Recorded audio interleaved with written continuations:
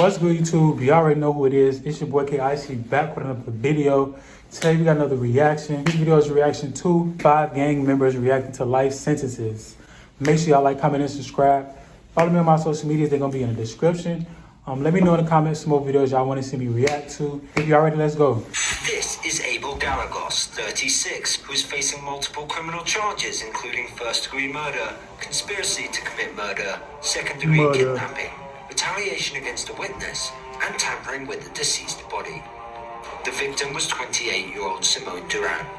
According to reports, Galagos had approached Duran on social media and ultimately convinced her to meet with him, Rene Rosales, and Alonso Quintara. Duran was lured, kidnapped, shot 10 times as she begged for her life, and set on fire. Wow. It's unforgivable that this is Galagos' 6th felony conviction, not to mention that he's been revoked on parole or probation at least 8 times as well. I am struck by the casualness in which it was committed, the absolute disregard for human life. You can't live among us anymore, Judge McNulty said. Galagos was sentenced to life in prison without the possibility of parole, plus 163 years. This is Adam David Pate, a Lancaster, North Carolina man who's in court on first-degree murder for the slaying of 33-year-old Ricky James. The gangster took the internet by storm when his freakishly tattooed face and surgically split tongue took his place on the web. One of the most notable tattoos being the 974 on his neck, which is a stamp of loyalty to one of the better-known gangs in North America, the Gangster Disciples. In October of 2013, the then 25-year-old took Mr. James into a wooded area where he then used a knife to take his life. A short time after the crime, 2 children were searching for a lost dog and came across the body of James. Can you begin to imagine the trauma that might have been caused by this discovery? The report says his body was found with almost 40 stab wounds, an absolutely gruesome show of lunacy. Pate told authorities that Ricky was to blame. He said, "Who goes drinking in the woods with someone who looks like this?" And yet again in an interrogation room where he shows no care for what he's done. The court heard emotional testimony from Ricky's brother. Your son, they say God is a vengeance. Thank you, God.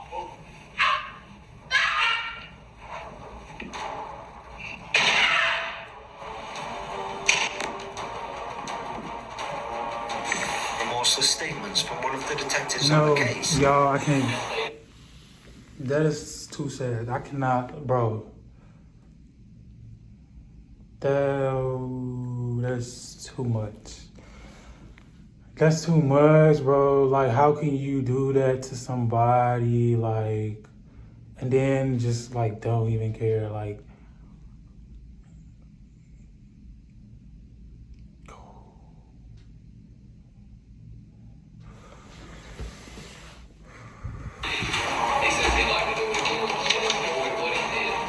And the judge had a few words for Pate as well.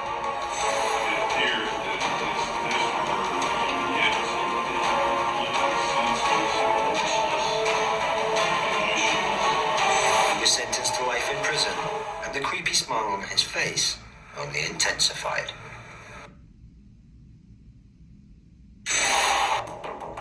This next case sees 14 members of the Trinitarios gang who were charged with first-degree murder, second-degree murder, manslaughter, conspiracy, and gang assault. This was in connection to the brutal murder of 15-year-old at the time, Lissandro Jr. Guzman. On the night of June 21st, 2018, Junior Guzman was chased by the gang in connection to the shooting of one of the gang members just a day prior. Security footage inside and out tells a gruesome story in detail. Guzman ran into a bodega in an attempt to hide but was quickly caught and dragged out by multiple members. The gang members, who ranged from 19 to 29 years old, then attacked the 15-year-old with knives and machetes. Left for dead, Junior crawled to a nearby hospital, but sadly died out front of the building. The footage recording was so horrid that as soon as it hit the internet, it went viral and sparked outrage in the community. The trial, which lasted over 4 years, Y'all, I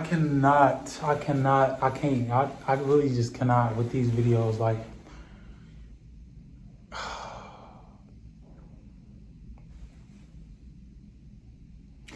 how can you sit there and do something like that to like a 15-year-old? Like, it's more than one person. Why do y'all need so many? Like, Has just recently come to a close. The verdict was guilty for everyone across the board. The sentences range from 12 years in prison to life without parole. But just days before this video is released, that life without parole sentence was overturned by the Supreme Court. The details are still fresh, but it has something to do with a fair trial.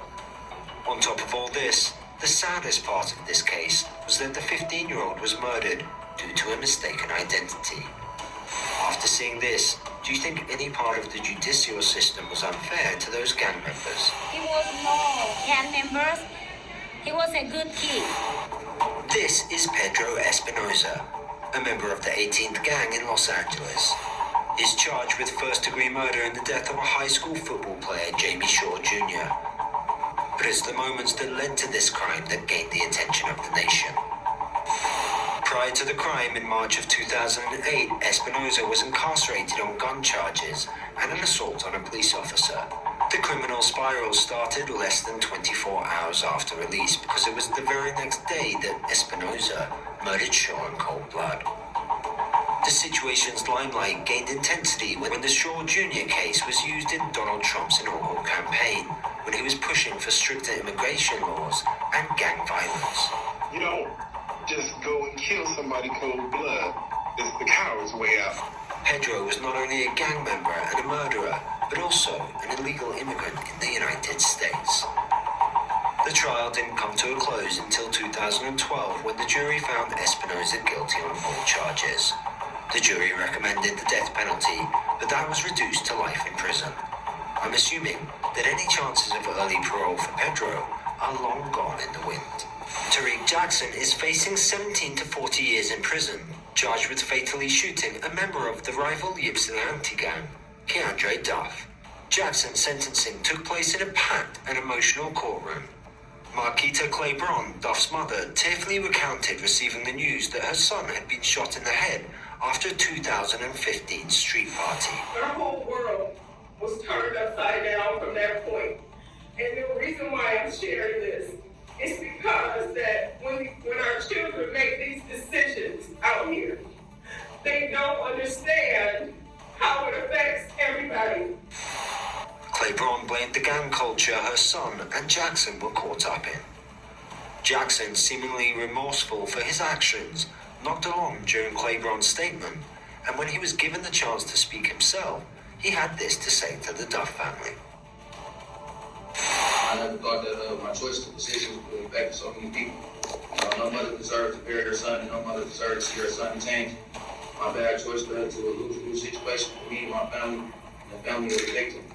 I understand if Paul's mom won't get to see her son again, won't get another mine for a while, and my mom won't get another me for a while, so it's a sad situation. But in favor of my grandparents and my parents, I just want to be known that, my family didn't raise me to be a bad person, or that I'm not even that type of person. He also fired out a warning to other gang members, reflecting on his choices and making it clear what he thinks about the lifestyle.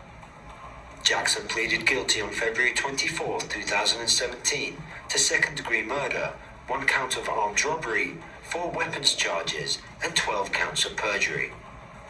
He was sentenced to 15 to 40 years on the second-degree murder charge and armed robbery charge, with an additional 2 years on a felony firearm charge. There was a lot of forgiveness and understanding that was shown in this case by all parties, and hopefully